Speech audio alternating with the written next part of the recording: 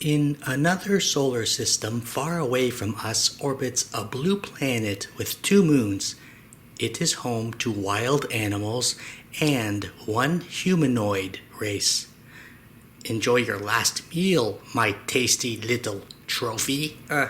You've messed with the wrong villager. My parents will have you both punished for this. We vowed to protect endangered species. The ancient animal you tried to kill faces extinction. I found something in the ground. Come look. A light source glowed through a crack in the ground at their feet. All 3 of them returned to their homes and came back with tools for digging. They unearthed a hard, solid, shiny robot idol no one on the planet had seen before. The excavated statue was brought back to their people, where the smartest and wisest amongst them took charge of its safekeeping. The idol shall be named Tecky. When held high in hand and faced upward, Tecky would produce a small, gooey gobbet. Tecky's syrupy putty smelled like a sweet, yummy treat. What's the stuff called? Deck. I want to taste the tech. The day came when the safekeepers couldn't resist themselves any longer, and they succumbed to tasting the mysterious idol's offering. Every tech taster became superhumanoid. My touch turns his bolas into magic bolas. Any man-made tool they touched could be converted into wicked, electrometallic gear. My fellow tech tasters of the council, Tecky's will merged with our thoughts. Tecky gave us status. We are now protectors. Tecky wills us to protect the ancient animals from our own kind, the humanoid race. The rest of the population wanted to taste tech too. Alas, only their family members and the ones whom they'd call friends could become one of them. Why not me? I am righteous, and I'm a good neighbor. We don't know any of you, so we can't trust you people. We are protecting ourselves, stranger. You're not welcome. For my starving family, please, let me merge too. Tech was unaccepted time and again by the brothers, even though the new elite desired them both. It's a big mistake to deny your acceptance. I'm here to fix that. I will spoon-feed you to make things easier. Don't force the tech on my brother. Only the wicked protect themselves from the righteous, so why do you protect him from us? Because y'all are not righteous. The council came up with a chant, which they started reciting at their gatherings. Animal species shrivel while in our presence. Our growing population dwindles them in number. Wildlife is significant. Our race is insignificant. Death to the insignificant persons below our caste. May our excluded neighbors be sacrificed fast. The brothers tried to explain why genocide was not the answer. We can all just learn to coexist with the wild. But the tech tasters were being programmed to reject the discernment. Sure of imminent and grave danger, the bros let the guiltless targets in on an escape plan. I am seen as a waste product. They will murder me with no fear of hell to stop themselves. Not if we outrun the godless using the moral fiber in our bodies. I am too wretched to run far. I cannot flee. And I'd rather die fighting. Let them have their way. I want to be reincarnated as an ancient animal. Alas, among the excluded were some who would not be led to safety. Those who had been blackballed, grandparents, parents, children, and childless adults walked hand in hand as a close-knit chain to explore the forested thicket, the catacomb jungle, and an uncharted plain. The migrants wandered into a nomadic gypsy camp by a stream where a mutual outsider had come to too.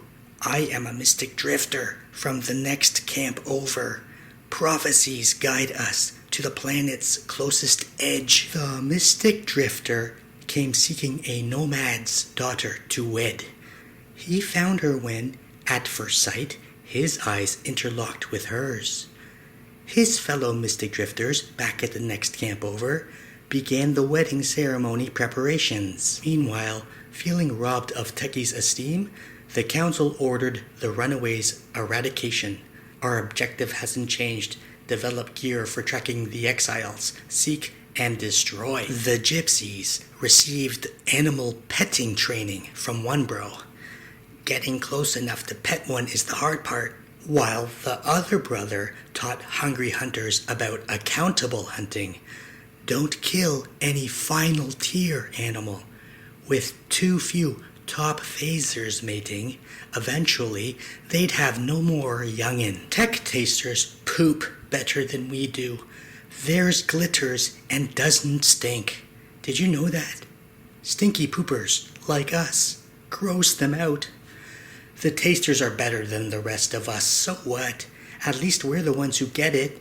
What do we get? How the love works? The Mystic Drifters came over for the wedding right before the enemy arrived. Scout, what did you see on the lookout? Their army advances quickly from the catacomb thicket. Our best option is to leave now. No, us Mystic Drifters will stay. Commence the ceremony. The Mystic Drifters drank something before grabbing his fiancée. She was locked onto and held back. I now pronounce you man and wife. You may fulfill the prophecy. The Mystic's anointed dagger got stuck through the groom's heart. Her husband died smirking while kneeling over her deceased lover. She got blasted by a super firebolt. The best ever bodily martial arts master mystic had transferred into being. Sparks Pulsar. Her skilled body's blocks and strikes could pulsate radiant mysticism upon impact. That mysticism could also coat whatever weapon she was holding and touching. She could radiate a concentrated force field layer when keeping still. The super ability to step and bounce on air had she. A precognitive inner voice always warned her when need be. I got your back. Duck down. Her superhuman performance speed was hers to summon. Her palm's blazing touch had the power to super heal herself and others. How did she vanish? I had my back to her for but a split sec. When being unmonitored, she could switch to her invisible, yet limited, ghost mode.